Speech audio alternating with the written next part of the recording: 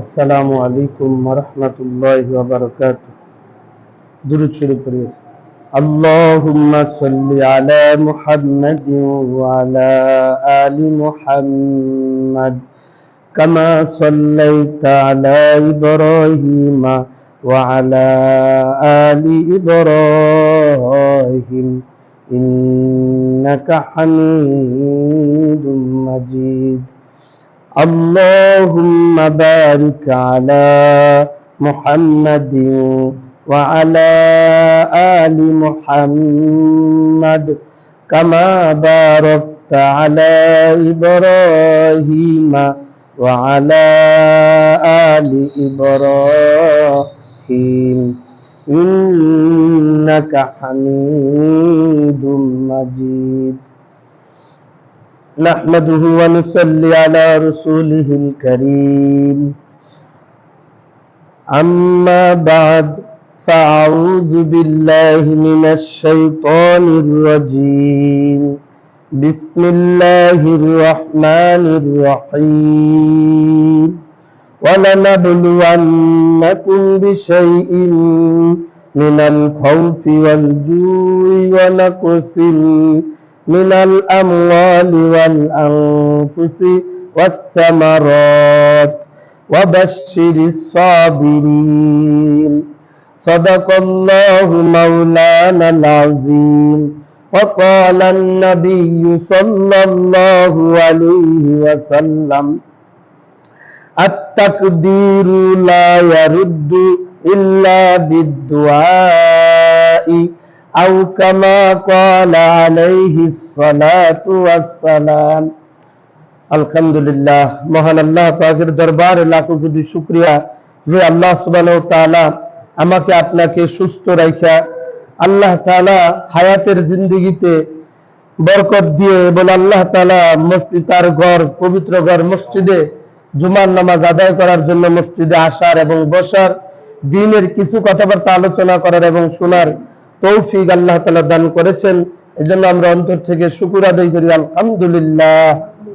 গত 2 জুমা ধরে আলোচনা চলতেছিল যে বালা মুসিবত আমাদের কাছে কেন আসে আর তা দূর করার উপায় কি। প্রথম কারণ, গত 2 জুমায় আলোচনা চলছিল যে আমাদের গুনাহের কারণে আমাদের কাছে আমাদের এই বালা মুসিবত আল্লাহ তাআলা কি পাঠান। আজকে আমাদের কাছে বালা মুসিবত আসার দ্বিতীয় কারণ এই সম্পর্কে আলোচনা হবে। বলে দ্বিতীয় কারণ, মুসিবতের দ্বিতীয় কারণ এই সম্পর্কে আজকে আলোচনা করা হবে ইনশাআল্লাহ। আল্লাহ তাআলা যদি তৌফিক দান করে কোরআন হাদিসের আলোকে এই দ্বিতীয় কারণ আলোচনা করা হবে আল্লাহ তাআলা। ওমা তাওফিক ইল্লা বিল্লাহ। মুহতারাম হাজরিন, পবিত্র কোরআনের যে আয়াতে কারিমা আমি তেলাওয়াত করেছি, আয়াতের মধ্যে আল্লাহ তাআলা বলেন, আল্লাহ তাআলার একটা গুণ, ইন্নাল্লাহা লা ইয়াজলিমু মিসকালা যাররাতিন, আল্লাহ তাআলা কারো উপরে অনুপরিমাণও কি করেন না, জুলুম করেন না। ওয়া ইন তাকু হাসানাতান ইউদাইফুহা, যদি কেউ কোনো নেক আমল করে আল্লাহ সেটাকে আরো কি করে দেন, দ্বিগুণ বাড়ায় দেন। ইউদাইফহা ওয়া ইউতি মিন লাদুনহু আজরান আযীমা, এমনকি আল্লাহ যদি চায় তার পক্ষ থেকে আরো কি বেশি বাড়ায় দিতে পারেন। ওয়া ইউতি মিন লাদুনহু, আল্লাহ তার পক্ষ থেকে আরো কি অগণিত বেগরি হিসাব আল্লাহ তাআলা কি করেন, আরো বাড়ায় দেন তার মানে নেক আমলের বিনিময়। তো তারপরে আল্লাহ যদি অনুপরিমাণ জুলুম করবে তাহলে আমাদের কাছে বালা মুসিবত আসে কেন? 3টা কারণে আসে। একটা কারণ ছিল আমাদের গুনাহের কারণে আমাদের কাছে বালা মুসিবত আসে। দ্বিতীয় কারণ হলো যে আল্লাহ তাআলা বান্দাকে পরীক্ষা করতে চায়। কি করতে চায়? আসলে এই দুনিয়ায় দেখেন যে চাকরিজীবী চাকরি করে সে প্রমোশন পায়, এমনি প্রমোশন পায় না, তারা কি করে, মালিক পরীক্ষা নেয়। যদি পরীক্ষায় পাস করে তখন তার ওই কর্মচারীর বেতনকে বাড়ায় দেয়, প্রমোশন দেয়। এই দুনিয়াতে কারো যদি কারো বিশ্বাস না থাকে, তার পরীক্ষা নেয়, নেওয়ার পরে তার দোকানে কি রাখে, কাজে রাখে, যে এর দ্বারা চলবো কিনা। মানুষ পরীক্ষায়, দুনিয়ায় যেমন পরীক্ষায় পাস করলে তার প্রমোশন হয়, উন্নতি হয়, আল্লাহ তাআলাও চায় বান্দার উন্নতি। আল্লাহ তাআলা কি চান? বান্দার উন্নতির জন্যই আল্লাহ তাআলা কি করেন, পরীক্ষা করেন। আর এই পরীক্ষাটা কি, আল্লাহ তাআলা দুনিয়াতে আমাদেরকে পাঠাইছেন তার ইবাদত করার জন্য। ইবাদত আমরা করি কিনা, এই ইবাদতের পরীক্ষা আমরা পাস করি কিনা, এই পরীক্ষা নেওয়ার জন্য আল্লাহ তাআলা আমাদেরকে এই দুনিয়াতে পাঠাইছেন। আর এই পরীক্ষার মধ্যে আল্লাহ তাআলা বালা মুসিবত দেন, তারপরে আমার বান্দা আমার হুকুম মানে কিনা। যে ধনী তার ধন সম্পদ দিয়া পরীক্ষা করে, যে গরিব তার না দিয়া পরীক্ষা করে, কাউরে আল্লাহ তাআলা এরকম অসুখ বিসুখ দিয়া পরীক্ষা করে, কারো মাল দিছে ওটা আবার ধ্বংস হয়ে যায়, এভাবে পরীক্ষা করে।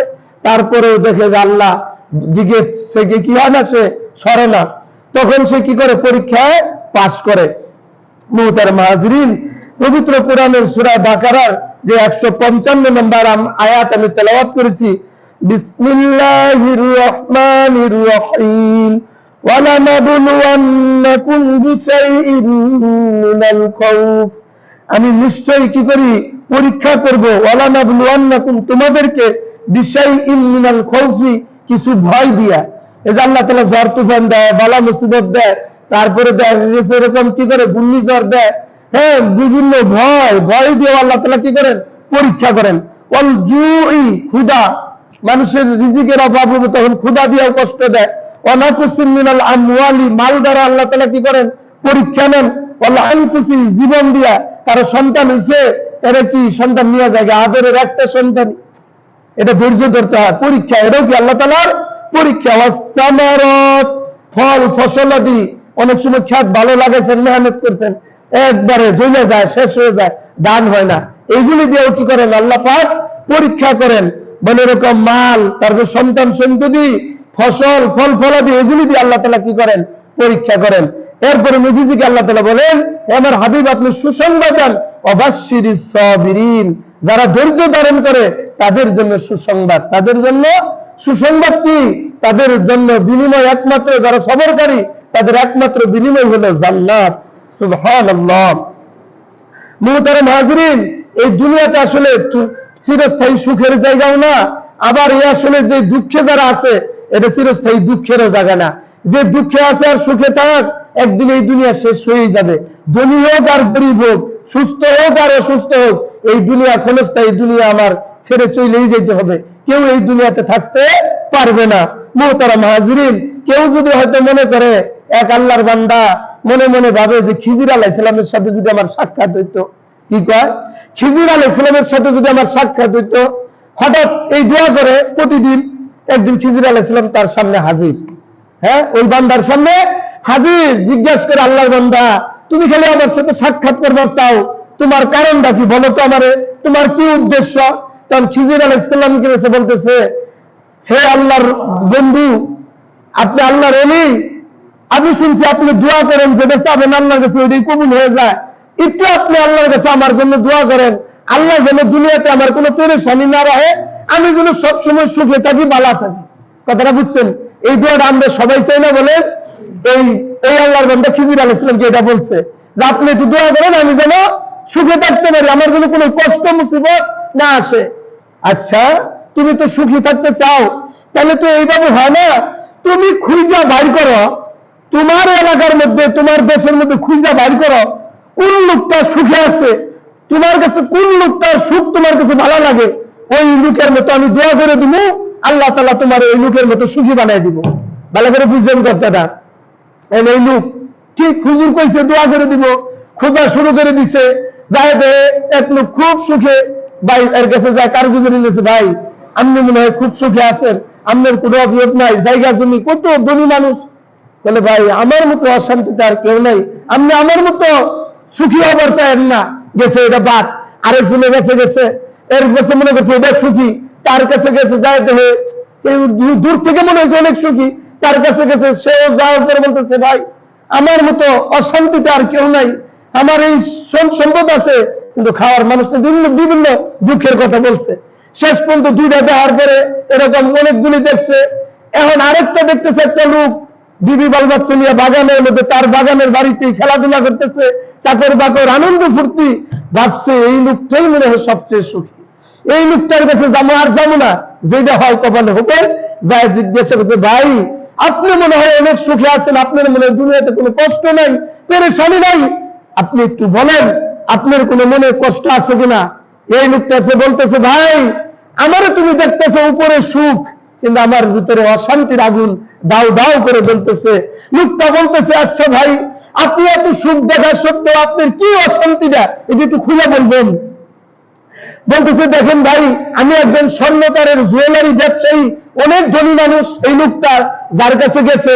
এই লোকটা বলতেছে আমি এক সুন্দরী দেখা ধনাঢ্য পরিবারের মেয়েকে বিবাহ করি, আমি তার প্রতি আসক্ত হয়ে যাই। এরকম আমাদের ঘর সংসার চলতেছিল, এরকম হঠাৎ করে আমার বিবি অসুস্থ হয়ে যায়। কি বলতেছে? আমার বিবি অসুস্থ হয়ে যায়, হঠাৎ হাসপাতালে তারে ভর্তি করি। অসুস্থ অবস্থায় এমন অসুখ যে মনে হলো যে আর বাঁচবো না। আমার বিবি মৃত্যু শয্যায় শায়িত। আমার বিবি আমার সান্ত্বনা দেয় যে আমি মারা গেলে তুমি আবার বিবাহ করবা। আর তুমি কান্দে কেন? কান্দে না, আমি বিবির বিবাহে আমি কান্না করতেছি। বিবি যে অসুস্থতা, এই জন্য আমার এই বিবি যদি সুন্দরী বিবি যদি না থাকে আমার জীবনটাই তো অশান্তি হবো, এটা মনে করে কাঁদতেছি। আর বিবি আমারে উল্টা বুঝাইতেছে যে না, আমি মরে গেলে আপনি আরেকটা বিবাহ করবেন। কিন্তু বেচারা বলতেছে আমি আমার বিবিকে বুঝাইতে পারতেছি না যে আমার এই বিবি মরে গেলে আমি অসহায়, আমি আর বিবাহ করবো না, তুমি আমার জীবনে শান্তি ফিরা, এরকম তারে বুঝাবার চাইতেছে। একদিন বুঝাইলো কিন্তু মানে না। সে চিন্তা করে আমার বিবির এই কিডনি করে এই বিশ্বাসটা আমি করাই যে আমি যে আর বিবাহ করবো না। হঠাৎ করে তার মাথায় একটা বুদ্ধি আসলো। কি বুদ্ধি আসলো? বলে আমি যেই জিনিসের যদি আমার লজ্জাস্থান কাইতে আমার বিবির দেখাই দিই, তাহলে তো বিবি বিশ্বাস হবে যে আমি আর বিবাহ করবো না। বিবি মৃত্যু শয্যায় শায়িত, কিন্তু বাথরুমে যায় তার লজ্জাস্থান কাইতে নিয়ে এসে বিবিরে বলতেছে দেখো এখন কি তোমার বিশ্বাস হয় আমি যে আর বিবাহ করবো না? তখন তো তার বিশ্বাস হয়েছেই, কিন্তু ডাক্তারদের চিকিৎসার কারণে আল্লাহর রহমতে এই সুন্দরী বিবি সুস্থ হয়ে গেছে। কি হয়ে গেছে বলেন? বিবি সুস্থ হয়ে গেছে। বিবি যখন সুস্থ হয়ে গেছে বাড়িতে নিয়ে আসছে, বিবিও স্বামীর দিকে চায় থাকে, স্বামীও বিবির দিকে চায় থাকে। বলে কেউ কাউরে দেখে আর শান্তি দিতে পারে না, তৃপ্তি দিতে পারে না, মনের মধ্যে অশান্তির আগুন দাউ দাউ করে জ্বলে। কিন্তু তার বাড়িতে যে চাকর ছিল, এই চাকরের সাথে বাধ্য হয়ে তার বিবিকে বিবাহ দিয়ে দেয়। এই চাকরের মাধ্যমে বিবাহের মাধ্যমে এদের সন্তান হয়। এই সন্তান নিয়ে এত ধনী লোক হওয়া সত্ত্বেও সে বাড়ির মধ্যে আনন্দ করে। তাহলে তার মনের মধ্যে কত জ্বালা, কত দুঃখ। বলেন, বাইরে থেকে মানুষ শান্তি মনে করতে পারে, সুখ মনে করতে পারে, কিন্তু ভিতরের খবর কেউ জানে না আল্লাহ ছাড়া। এই জন্য ভাই, এই দুনিয়াতে আসলে সুখের জায়গা না, এই দুনিয়াতে আসলে দুঃখের জায়গা না। বলে এই দুনিয়া চিরস্থায়ী কিছুই না, একদিন সবকিছুই শেষ হয়ে যাবে। যখন এই লোকটা এই কথা শুনলো, সে আবার আল্লাহর কাছে বলতেছে আল্লাহ আমি আর কিছু চাই না, তুমি আমার যেমন রাখছো তেমনই আমার ভালো, এই আর চেয়ে আমি সুখী হইতে চাই না। হযরতে খিজির আলাইহিস সালাম তার সামনে আবার উপস্থিত। আল্লাহর বান্দা, তুমি কি দুনিয়াতে সুখী মানুষ খুঁজে পাইছো? কার মতো তুমি সুখী হইতে চাও আমার কাছে তুমি বলো। বলতেছে আল্লাহর ওলি, আল্লাহর বন্ধু, আমি আর কারো মতো সুখী হইতে চাই না। আল্লাহ পাক আমারে যেভাবে রাখছে আমি এইভাবেই সুখী। আল্লাহ পাক আমারে যে হালতে রাখে আমি সেই হালতেই খুশি। আমি অন্য কারো মতো সুখী হইতে আর চাই না। তারা মাহাজরিন, আল্লাহ ভালো জানে তার বান্দারে কোন অবস্থায় রাখতে হবে, কোন হালতে রাখতে হবে। ধনী রাখতে হবে না গরিব রাখতে হবে, সুস্থ রাখতে হবে না অসুস্থ রাখতে হবে, আমার আল্লাহর চাইতে আর কেউ ভালো জানে না। এই জন্য আল্লাহ যারা যেই হালতে রাখে ওই হালতের মধ্যে আল্লাহর কাছে শুকরিয়া আদায় করা চাই, সন্তুষ্ট হওয়া চাই, আল্লাহর দরবারে শুকর আদায় করা চাই। আল্লাহ তুমি আমার সুস্থ রাখো, ইবাদত করার তৌফিক দান করো। এইটা হলো সবচেয়ে বড় চাওয়া আর পাওয়া। আল্লাহর কাছে আমরা সবসময় কি চাবো? আল্লাহ তুমি আমার সুস্থ রাখো, আমি যেন তোমার ইবাদত করে যেতে পারি। মুহতারাম হাজিরিন, এরকম ভাবে মানুষ যখন এই দুনিয়াতে যখন কি করে আল্লাহর হুকুম মানতে পারে আর নবীর তরিকায় চলতে পারে, ওর কাছে যত বাধা বিপত্তি আসুক সে এটা তার কাছে কিনা কোনো বালা মুসিবত মনে হবে না। কারণ সে তো আল্লাহর সাথে সম্পর্ক করে নিছে, আল্লাহর দেওয়া কষ্টকে সে কষ্ট মনে করবে না। এরকম কোন কবি বলতেছেন, বেহেশতে আজাকে ইজারে নাবাসাদ কাছেরা কাছে করে নাবাসাদ। দুনিয়াটাই আসলে কি বলতেছে বেহেশত। যদি বলে এরকম দুনিয়াতে সেই জায়গাটাই তো বেহেশত যে জায়গায় কোনো কষ্ট নাই। হ্যাঁ, কষ্টরে সে কষ্ট মনে করে না, আনন্দে খুশি মনে সে সহ্য করে নেয়। কাছেরা বা কাছেরা নাবাসাদ, কারো কাছে কোনো প্রয়োজন তার থাকে না, ওই লোকটাই তো সুখী। যে আল্লাহর সাথে সম্পর্ক করে দিচ্ছে সে মাত্র আল্লাহর কাছেই চায়, কারো কাছে আর চায় না। কোনো দুঃখ কষ্ট মুসিবত আসলে আল্লাহর দেওয়া কষ্টকে সবরের মাধ্যমে সে কি করে লড়াই, সবরের মাধ্যমে ধৈর্য ধারণ করে। সে কি করে এরকম ভাবে ধৈর্য ধারণ করে আল্লাহর সাথে পরীক্ষায় কি করে পাস করে। মুহতারাম হাজরিন, আপনি মনে করেন এক বন্ধুর অপেক্ষায় আছেন, এই বন্ধুর অনেক দিন ধরে আপনি পান না, বন্ধু খুব মহব্বতের বন্ধু, বন্ধুর সাথে আপনার দেখা নাই। হঠাৎ একদিন আপনি রাস্তায় বের হয়েছেন, বাজারে গেছেন, যাওয়ার পরে আপনার বন্ধু হঠাৎ করে হাজির, কিন্তু আপনার সামনে হাজির না, আপনার পিছন থেকে এসে এমন দূরে কিল মারছে, মানে সামনে থেকে মনে হচ্ছে এমন কোন মানুষটা আমার মানলো, মনে হচ্ছে তারা আজকে মেরেই ফেললো। যখন পিছন থেকে মারছে ওরা তো ভাব রাগ করে যখন পিছনের দিকে তাকাইছে, চাই দেখে আমার সেই হারানো বন্ধু অনেকদিন পরে ফিরে আসছে। এখন বলেন সেই বন্ধুরে মারবো না বুকে জড়ায় নিবে? বলেন তো। বন্ধুর কিল তো খাইলো, কিল খাওয়ার আগে মনে হয়েছিল ওরা আমি মেরে ফেলাম, আর যখন পিছনে ঘুরে দেখে আমার সেই হারানো প্রিয়তম বন্ধু উপস্থিত, সাথে সাথে তারা মারার বদলে আরো কি করছে, বুকে জড়ায় নিছে। আমি এই কথাটা বলার উদ্দেশ্য না, এটা বলা এই জন্য বলতে চাইতেছি, মুহতারাম আল্লাহর সাথে তার বন্ধুত্ব হবে, সম্পর্ক হবে। আল্লাহ যতই মুসিবত দেখ, পরেশানি দেখ, বান্দারে তো চাইতেছে আল্লাহ উন্নতির শিখরে পৌঁছানোর জন্য, কিন্তু আল্লাহর সাথে তার সম্পর্ক থাকবে, আল্লাহর দেওয়ার কষ্টকে তার কষ্ট মনে হবে না, সে আল্লাহর সাথে আলিঙ্গন করে নিবে, সবর করবে, মোকাবেলা করবে। কিসের মাধ্যমে? সবরের মাধ্যমে। আর আল্লাহ তাআলা তার মর্যাদাকে উন্নত করবেন। সুবহানাল্লাহ। মুহতারাম হাজরিন, এরকম ভাবে এক লোক বিবাহ করে নিয়ে আসছে সুন্দরী বউ, কিন্তু বউয়ের মুখের দিকে তাকায় না, বউয়ের সাথে কথা বলে না, বউ খালি বাপের বাড়ি ফোন করে আর সমস্ত শ্বশুর বাড়ির গল্প করে, কিন্তু স্বামী যে তার সাথে কথা বলে না, তার মনটা খুব খারাপ, স্বামী তার দিকে তাকায় না। একদিন স্বামী বেচারা কলা খায়া কলার সিলকাটা অন্যদিকে ঢেল মারবো যায় করছে বউয়ের শরীরে, বউয়ের গালের মধ্যে লাগছে। এইদিকে ফোন করে বলতেছে খুশির খবর, আজকে আমার স্বামী আমার দিকে কলার শাল ঢেল মারছে, বলে এরকম তার হাতের স্পর্শ আমার গায়ে লেগে গেছে। আসলে কি স্পর্শ মারার লেগে দিছে, বলে কলার শাল দিয়ে ঢেল কোন মারছে আঘাত করার জন্য, কিন্তু সে এদেরকে কি করে নিছে, ভালোবাসা, মায়া, মমতা হিসেবে গ্রহণ করে নিছে। বলে আল্লাহকে যদি আমরা ভালোবাসি, আল্লাহর দেওয়া আঘাত, আল্লাহর দেওয়া মুসিবত, আল্লাহর দেওয়া কষ্টকে আমরা কি করে নিব, যে আল্লাহকে আমি যদি মহব্বত করি, আল্লাহর হুকুমকে যদি আমি মহব্বত করি, আল্লাহর দেওয়া আমার জাহান্নামের কষ্ট আর জান্নাতের যদি আনন্দ এটা যদি আমার সামনে থাকে, তাহলে আল্লাহর দেওয়া কষ্ট মুসিবত আমার সামনে কোনো মুসিবত মনে হবে না, সেটা কি হবে, আমার আনন্দের বিষয় হয়ে দাঁড়াবে। মুহতারাম হাজরিন, একজন রাখালের উন্নতি। মুহতারাম হাজরিন, হযরত আব্দুল কাদের জিলানী রহমতুল্লাহ আলাইহির নাম আপনারা শুনছেন। আব্দুল কাদের জিলানী রহমতুল্লাহ আলাইহি একদিন মুরাকাবায় বসলেন, আল্লাহ জান্নাতে কোন ব্যক্তিটা আমার সঙ্গী হবে, তুমি যদি তারা আমার দুনিয়াতে দেখায় দিতা। আল্লাহ পাক মুরাকাবার মাধ্যমে সে জানতে দেখতে পারলো একজন রাখাল আব্দুল কাদের জিলানী রহমতুল্লাহ আলাইহির সাথে জান্নাতে সঙ্গী হবে। কার সাথে? একজন রাখাল কি হবে, আব্দুল কাদের জিলানী রহমতুল্লাহ আলাইহির সাথে কই যাবে, জান্নাতের সঙ্গী হবে। এই হযরত আব্দুল কাদের জিলানী রাহমাতুল্লাহ আলাইহি সেই রাখালকে দেখার জন্য সেই অরণ্য জঙ্গলের মধ্যে রওনা দিতে, যেই জঙ্গলে রাখাল কি করে বকরি চড়ায়, দুম্বা চড়ায়, ওই রাখালের কাছে গেছে। যাওয়ার পরে জিজ্ঞাসা করে, রাখাল ভাই তুমি কি এমন আমল করো যে আমলের কারণে তুমি আমার সাথে জান্নাতে সঙ্গী হইবা? তখন রাখাল বলতেছে, হুজুর আমার তো কোনো আমল নাই, আমি সাধারণত একটা গরু রাখাল, আমি নামাজ পড়ি, আযান দিলে এইটুকুই আমার আমল, আল্লাহর হুকুম পুরা করি, আমার তো কোনো গোপন কোনো আমল নাই। তারপরে বলতেছে, তুমি সত্য করে বলো এমন কি আমল তোমার গোপন আমল আছে যেই কারণে আল্লাহ তাআলা জান্নাতে তোমাকে আমার সঙ্গী বানিয়ে দিয়েছে? তখন বলতেছে, হুজুর আমি এমন ভাবে নামাজ পড়ি, এই স্বর্ণ দিয়েও যদি এই পাহাড়টা বানিয়ে দেওয়া হয় একটু মাত্র আমার দিলের মধ্যে খুশি হবে না, আমি একমাত্র আল্লাহর জন্য নামাজ পড়ি। আবার বলতেছে, এই স্বর্ণের পাহাড় যদি আমার থেকে নিয়েও যায় আল্লাহ তাআলা, তাও আমার দিলের মধ্যে একটু তাসির পড়ে না, কোনো দুঃখ আসে না, কারণ আল্লাহই দিছিল, আল্লাহই নিয়ে গেছে।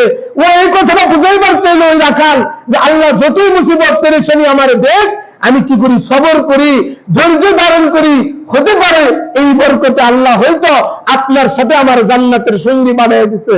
সুবহানাল্লাহ। দেখেন, বালা মুসিবত পেরেশানি যদি আসে, আপনি যদি সবর করতে পারেন, ধৈর্য ধারণ করতে পারেন, আল্লাহ তাআলা এর বিনিময়ে আপনাকে জান্নাত দান করবে। সুবহানাল্লাহ। হ্যাঁ, বলে একটা রাখাল ধৈর্য ধরার কারণে আল্লাহর ওলি হযরত আব্দুল কাদের জিলানী রাহমাতুল্লাহ আলাইহির সাথে তার কি হয়ে গেছে, জান্নাতের সঙ্গী হয়ে গেছে। ঠিক মানে আমি আপনি যদি ধৈর্য ধরি এই জামানার নবীর উম্মত হইয়া, তাহলে আল্লাহ তাআলা আমাদেরকে কি করবেন, জান্নাত দান করবেন। মুহতারাম হাজিরিন, তকদিরে যদি কারো জান্নাত থাকে, কার, আল্লাহ তাআলা ভাগ্যে আপনার লিখে দিয়েছে তকদিরে জান্নাত আছে, কিন্তু আল্লাহ দেখে আমার বান্দা দুনিয়াতে যায় একটা জান্নাতের কাজও করতেছে না। ভালো করে বুঝেন, আল্লাহ তাআলা বান্দার তকদিরে লিখে দিয়েছে কপালে যে এই লোকটা জান্নাতি, কিন্তু এই লোকটা দুনিয়াতে আইসা যত নাফরমানির কাম আছে করে, কিন্তু জান্নাতির কাম করে না, নামাজ পড়ে না, রোজা রাখে না, যত নাফরমানি গুনাহের কাজ আছে করে। তখন আল্লাহ পাক ওই বান্দাকে আল্লাহর দিকে ফিরানোর জন্য তার দিকে কি দেয়, কষ্ট দেয়, মুসিবত দেয়, পেরেশানি দেয়, যাতে করে বান্দা ওই কষ্ট মুসিবতে পেরেশানি পড়া ফিরে যেন আমার দিকে ফিরত আসে, আমার দিকে ফিরত আসে যেন তার জান্নাতকে যেন সে হাসিল করে নেয়। আল্লাহ এই জন্য তার পরীক্ষা নেয়। কিন্তু বান্দা যদি ফেল করে যায়, তারপরে বান্দার কাছে আরো কঠিন পরীক্ষা আসে। কথা বুঝতে পারছি? বান্দারা আল্লাহ কি নিছে, পরীক্ষা নিছে। পরীক্ষা যদি ফেল করে, তাহলে যদি তারপরে আল্লাহ জান্নাত দিতে চায়, তাহলে আরো আল্লাহ তাআলা তার কঠিন পরীক্ষা নেয়। কি পরীক্ষা নেয়? কঠিন পরীক্ষা নেয়। এরপরে বান্দা যখন পরীক্ষায় ফেল করে যায়, সে কি হয়, জাহান্নামী হয়, তার তকদিরে আর সেই জান্নাত থাকে না। তাহলে আল্লাহ যে কষ্ট, বালা মুসিবত পেরেশানি দেয় কেন? বান্দাকে পরীক্ষা করার জন্য, বান্দাকে তার মর্যাদা উন্নত করার জন্য, জাহান্নাম থেকে বাঁচানোর জন্য, জান্নাত দেওয়ার জন্য আল্লাহ তাআলা বান্দার কি নেন বলেন, পরীক্ষা নেন। আর এই পরীক্ষায় যদি আমরা পাস করি, পাস করতে হবে কিসের মাধ্যমে? সবরের মাধ্যমে, ধৈর্যের মাধ্যমে। অধৈর্য হওয়া যাবে না, বেসবরি করা যাবে না, শুকর আদায় করতে হবে। আল্লাহ যারা যে হালতে রাখে, মুহতারাম হাজিরিন, একমাত্র তকদির পরিবর্তন হয় দুয়ার মাধ্যমে। কিসের মাধ্যমে? দোয়া এবং তার বান্দার চেষ্টার মাধ্যমে আল্লাহ তাআলা তকদিরকে পরিবর্তন করেন। এটাই হাদিস শরীফ আছে, ক্বালান নবী সাল্লাল্লাহু আলাইহি ওয়াসাল্লাম আত-তাকদীরু লা ইয়ারুদ্দু ইল্লা বিদ-দুআ। আল্লাহ নবী বলেন, তকদির কি হয় না, পরিবর্তন হয় না, লা ইয়ারুদ্দু ইল্লা বিদ-দুআ, কিন্তু দুআর মাধ্যমে তার তকদির কি হয় বলে, পরিবর্তন হয়ে যেতে পারে। কিন্তু আপনি অভাবী, আল্লাহর কাছে চাইতেছেন, আল্লাহ দিয়ে দিতে পারে, কিন্তু আপনি তকদিরে অভাবী লেগেছিল, কিন্তু চাইতে চাইতে আল্লাহর রহমতের দরজা খুলে গেছে। তাহলে এটা চাওয়ার মাধ্যমে পরিবর্তন হলো না, দোয়ার মাধ্যমে কি হয়, বান্দার তকদির পরিবর্তন হয়। মুহতারাম হাজিরিন, বান্দার আল্লাহর পরীক্ষায় যখন বান্দা ফেল করে, এরপরে কঠিন থেকে আরো কঠিন পরীক্ষা আসে। এরকম এই কঠিন পরীক্ষায় পাস করার জন্য কি করতে হবে? সবর করতে হবে, ঠিক না? হযরত মূসা আলাইহিস সালামের জামানায় মূসা আলাইহিস সালামের এক উম্মত, মূসা আলাইহিস সালামকে বলছে, আল্লাহর নবী, আপনি একটু আল্লাহরে বলবেন, আল্লাহর সাথে তো আপনি কথা বলেন, আল্লাহরে বলবেন, আল্লাহ যেন আমারে, আমি যেন ভবিষ্যৎ জানতে পারি। কি জানতে পারি? ভবিষ্যৎ জানতে পারি। ভবিষ্যৎ জানার মাধ্যমে আমি আমার বিপদ থেকে বাঁচতে থাকবো। মূসা আলাইহিস সালাম আল্লাহর কাছে গেছে, আল্লাহর কাছে কইছে, আল্লাহ, আমার এক বান্দা, সে ভবিষ্যৎ জানতে চাইতেছে, সে যেন এরকম কি করতে পারে, সে বালা মুসিবত থেকে বাঁচতে থাকতে পারে। আল্লাহ মূসা আলাইহিস সালামকে বলে দিচ্ছে, হে মূসা কালিমুল্লাহ, তুমি শুনো, তুমি যাই আমার ওই বান্দাকে বলবা, সে যেন এই ভবিষ্যৎ না জানতে চায়। কারণ সে যদি এই মুসিবত জানে, মানে ভবিষ্যৎ জানতে পারে, তাহলে তার বড় বিপদ আছে। তার ভবিষ্যৎ জানার দরকার নেই, আল্লাহ বলে দিচ্ছে এটা। কিন্তু মূসা আলাইহিস সালাম বলার পরে তাও ওই বান্দা বলতেছে, আল্লাহর বান্দা বলতেছে, আল্লাহ নবী, আপনি বলবেন, আল্লাহ, আমি মুসিবত থেকে সতর্ক থাকবো, বিপদ থেকে সতর্ক থাকবো, আমার মুসিবত আসবে না, আল্লাহ যেন আমার ভবিষ্যৎ জানার জ্ঞানটা দিয়ে। তখন মূসা আলাইহিস সালাম আরেকদিন গেছে, যায় বলছে, আল্লাহ, আপনার ওই বান্দা তো নাসুর বান্দা, তাও জানতে চাইতেছে, আপনি তার ভবিষ্যতের জ্ঞান দিয়ে দেন, মানে সে যেন ভবিষ্যৎ দেখতে পারে, তার সামনে কি হবে। দিয়ে দিচ্ছে ভবিষ্যৎ জানার জ্ঞান। আল্লাহ তাআলা মূসা আলাইহিস সালামের শ্রীকাছে দিয়ে দিলাম, যাও। সে যেহেতু শুনলো না, সে বাড়িতে গেছে, কয়েকদিনের এরকম যাইতেছে, হঠাৎ দেখে তার ঘোড়াটা সে ভবিষ্যৎ জানার মাধ্যমে দেখতে তার ঘোড়াটা মারা যাব। কি তার বাড়িতে একটা দামি ঘোড়া ছিল, এই ঘোড়া কি হবে বলেন, মারা যাব। এখন এই লোকটা ভাবতেছে এই ঘোড়াটা যদি আমার বাড়িতে মরে তাহলে আমার বিরাট সম্পদের লস হয়ে গেল। আমি করি কি ঘোড়াটা বাজারে বিক্রি করে দেই, তাহলে আমার এই লসটা আর হবে না। আমার কথাটা বুঝতেছেন বাংলা? এই ঘোড়াটা যদি আমার বাড়িতে মারা যায় তাহলে তো আমার বিরাট লস হয়ে গেল। আমি ঘোড়াটা বাজারে বিক্রি করে দেই, তাহলে আমার বাড়িতে আর মূল্য না, আমার লসও হলো না। ঘোড়া নিয়ে বাজারে বিক্রি করে দিল, ভালো অঙ্কের টাকা পাওয়া গেল, ঘোড়া মরার ক্ষতির থেকে বাইসে গেল। তাহলে ও মনে মনে খুশি, ভবিষ্যৎ জন্য ভালাই, আমি তো বাইসেই গেলাম, ঘোড়াটা আমার মূল্য না আমার বাড়িতে। এরপরে কিছুদিন পরে আবার সে ভবিষ্যৎ জানার মাধ্যমে দেখতেছে তার বাড়িতে যে একটা দামি গুলাম আছে, গুলাম মানুষ কেনা গেছে কেন আগে, ওই গুলাম আছে, এই গুলামের অনেক দাম, কিন্তু আর বাড়ির পাশে যে বাজার, এই বাজারে ওই চড়া দামে কেনার মতো ওই গুলাম কেউ নাই। আর চিন্তা করতে দূরে নিয়ে কোথাও বিক্রি করি, আমার বাড়িতে যদি আমার এই গুলাম মারা যায় তাতে আমি বিরাট লসে পড়ে যাবো। এই গুলাম নিয়ে দূরে যায়, কি করে আছে, বুজুর্গের বাজারে বিক্রি করে আসছে, ভালো টাকায় পাইছে, খুব খুশি। ভবিষ্যৎ জানার মাধ্যমে ঘোড়া মরার ক্ষতির থেকেও পাইছে গেলাম, গোলাম মরে যেত এই ক্ষতির থেকেও পাইছে গেলাম। কিছুদিন পরে এখন দেখতেছে ভবিষ্যৎ জানার মাধ্যমে নিজেরই মরণ হইতেছে। ও ভাই কি কর, নিজেরই মরণ হইতেছে। এখন বলেন নিজের আর কার্তনে বাঁচাবো, আর বাঁচাতে পারবো? গেছে মুসা আলাইহিস সালামের কাছে। কার কাছে? হযরত মুসা আলাইহিস সালামের কাছে। আল্লাহর বান্দা রওনা দিতে যায়, বলে ওগো আল্লাহর নবী, এখন আপনি আমারে বাঁচান, আপনি ছাড়া আমারে কেউ বাঁচাইতে পারবে না। হযরত মুসা আলাইহিস সালাম বলতেছে, কি হয়েছে, সমস্যাটা কি তুমি খুলে বলো। সব ঘটনা খুলে বলছে। হুজুর এখন তো আমারই নিজেরই মরণ, এখন আমারই বাঁচান আপনি। আল্লাহর কাছে সেজদা দিয়ে দিলে, আল্লাহ আপনার বান্দার এখন কিভাবে বাঁচান যায়, উপায়টা কি? আল্লাহ বলে তার আর বাঁচার উপায় নাই। আমি তার ছোট ছোট দুইটা ক্ষতি দিয়েছিলাম, এই ক্ষতির দুইটা যদি সে গ্রহণ করত আজকে তার জানের আরো কিছুদিন হায়াতে বাইসে যাইত, কিন্তু সে এই ক্ষতি দুটাকে গ্রহণ করে নাই। এই জন্য তার এখন নিজের উপরেই মুসিবত আইছে। এই মুসিবত থেকে বাঁচার একটাই উপায়, সে এখন তওবা করে আমার কাছে ফেরার জন্য, মৃত্যুর জন্য প্রস্তুতি নিবে, এইটাই তার বাঁচার উপায়। কথাটা বুঝতে পারছি ভাই? আল্লাহ যে মুসিবত দেয়, আল্লাহ যে পেরেশানি দেয়, বলে আমারে বড় মুসিবত থেকে বাঁচানোর জন্যই দেয়, ঠিক না? তাহলে আমি আপনি একটু বুঝি না, বুঝি যে আল্লাহ আমারে বানাইছে, ওই আল্লাহর চাইতে তো আমি বেশি বুঝি না। ওই আল্লাহ যে আমারে মুসিবত দেয়, মুসিবতটা আমার ভালোর জন্যই দেয়, কিন্তু আমি আপনি তো বুঝি না। কিন্তু এই যে এই লোকটা ভবিষ্যৎ জানার মাধ্যমে বুঝতে পারছিলাম, তার ভালো হলো না ক্ষতি হলো, বলেন? ক্ষতি হলো না। কিন্তু শুধু মুসিবত দুটা যদি গ্রহণ করতো, আজকে তার হায়াত, আজকে তার আয়ু আরো বাইরে যেত, অনেকদিন নেক আমল করতে পারতো কিনা? এখন তার হায়াত নিজেরই তার মৃত্যু এসে গেছে, এখন সে আর বাঁচতে পারবে না। এখন উপায় কি? তওবা করে আল্লাহর কাছে কি হয়ে যাওয়া, নত হয়ে যে কদিন বাঁচে ওই কদিন কি তওবা করে আল্লাহর নেক আমল করে যাওয়া। আমি আপনিও যদি এরকম সবরের সময় কষ্ট মুসিবতে সবর করি আর তওবা করি গুনাহের জন্য, আল্লাহর কাছে মাফ চাই, আল্লাহ আমার গুনাহকে মাফ করে দিবেন। আল্লাহ হলো ক্ষমাশীল, দয়ালু। মুহতারাম হাজিরিন, এরকম ভাবে মানুষ কি করে আল্লাহর দেওয়া মুসিবতের সময় কি করতে হয়? ধৈর্য ধারণ করতে হয়। তাহলে মানুষ কি হয়? বিনা পুঁজিতে ব্যবসা হয়ে যায়। কি এটা কোনো টাকা লাগে? কিন্তু একটা লোক ছিল বুজুর্গ ব্যক্তি, এই লোকটারে একটা ব্যক্তি গালি দিত, বকা দিত, কি দিত? গালি দিত। যে বুজুর্গ ভাবে গালি দিত, এই বুজুর্গ করতে কি প্রতিদিন কিছু কিছু করে টাকা ওই লোকের বাড়িতে পাঠায় দিত। এক সপ্তাহ ধরে টাকাটা দিছে, সপ্তাহ ধরে গালি দিছে, এক সপ্তাহ পরে লোকটার হুশ হয়েছে, কিরে আমি যে ওর গালি দেই, বকা দিই, এত খারাপ কই, ও তো তাও আমার নামে টাকা পাঠায়, আমার উপকার করে, তাহলে আর এই লোকটারে বকা দিয়ে কি লাভ? আর গালি দিব না, আর বকা দিব না, ভালো হয়ে গেছে। এখন টেহাও আর পাঠায় না, বুজুর্গ আর টেকাও এই বাড়িতে আর পাঠায় না।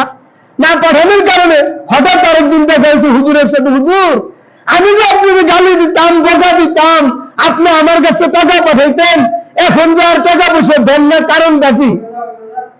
তখন ওই হুজুর বলতেছে, দেখো ব্যবসার তো নিয়ম এইটাই, বলে তুমিও দিতা আমিও দিতাম, তুমিও দেওয়া বন্ধ করে দিচ্ছ আমিও দেওয়া বন্ধ করে দিচ্ছি। বলে হুজুর আমি তো কিছু দিতাম না, আপনি আমার টাকা ঠিকই পাঠাইতেন।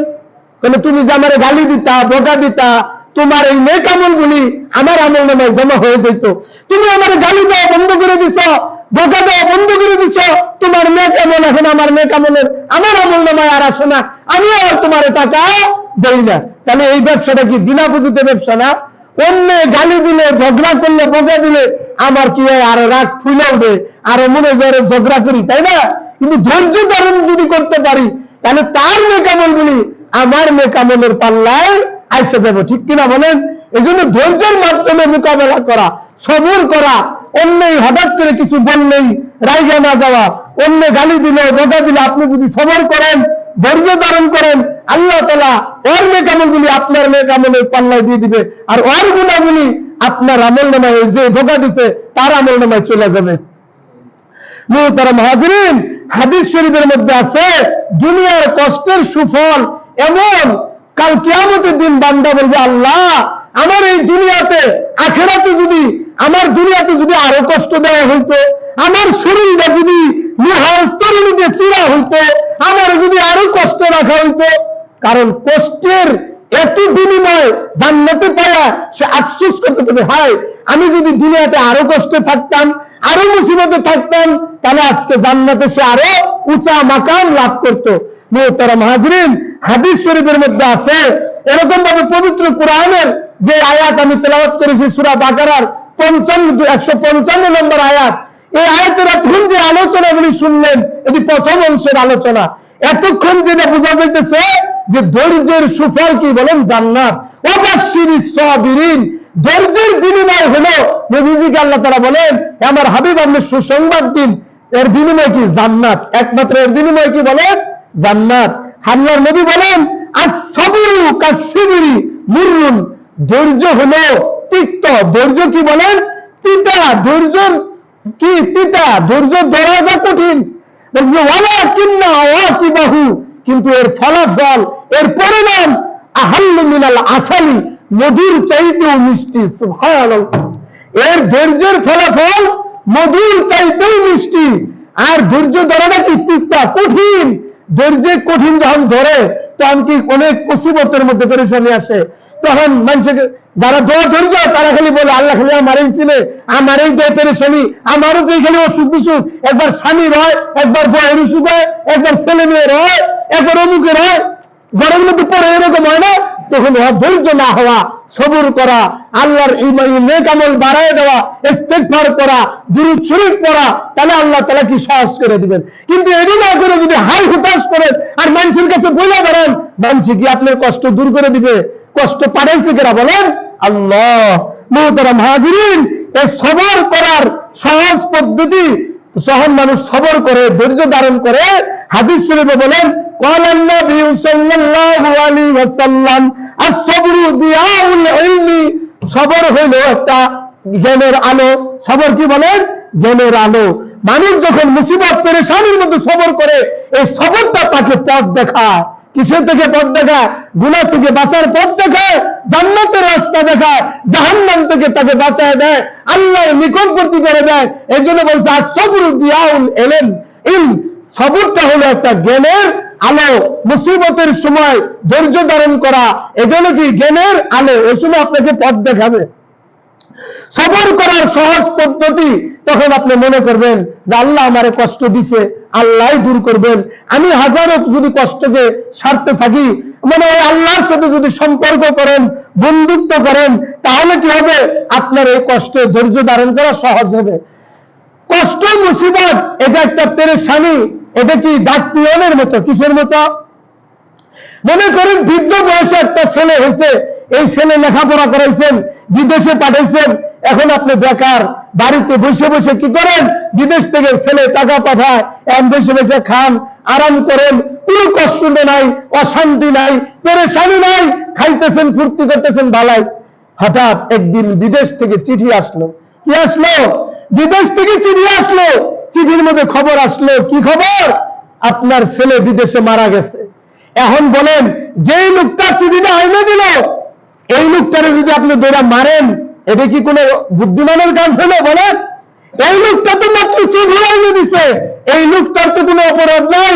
চিঠিটা পাঠাইছে আপনার ছেলের বন্ধু, আপনার ছেলের বন্ধুরা আপনার ছেলের মৃত্যুর খবর পাঠিয়ে দিছে চিঠির মাধ্যমে।